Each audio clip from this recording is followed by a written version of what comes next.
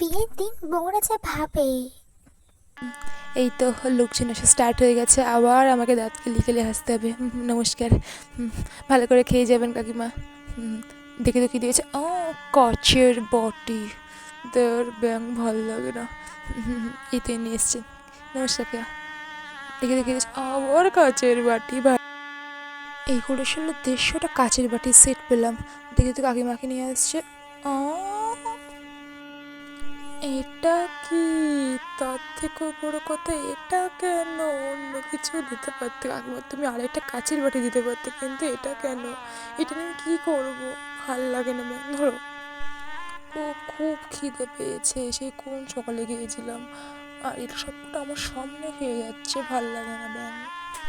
আচ্ছা, ওই শাড়ি পরা মেয়েটাই বাকে, আর ওই মেয়েটাই বাকে, আর ওই কাল শাড়ি পরা মেয়েটাই বাকে। যে হোক জায়গা আমাদের দেখি।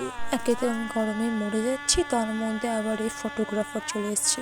দেখো, এক্ষুনি আমার সামনে এসে বলবে যে দিদি তোমার একটা পোজ দাও না, ফটো তুলবো।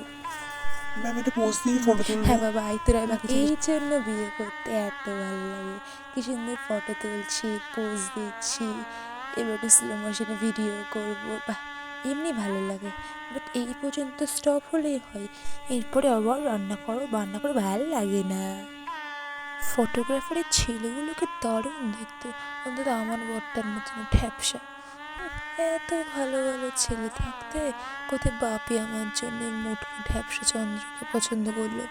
এমনিতে বিয়ের রিচুয়ালসগুলো ভালো লাগে, কিন্তু বিয়ের পর রান্না করা, বাসন মাজা, কাপড় কাচা ভাল লাগে না। আর তোমরা কি করছো? তাড়াতাড়ি সাবস্ক্রাইব করো নেক্সট ভিডিওর জন্য। Bye bye.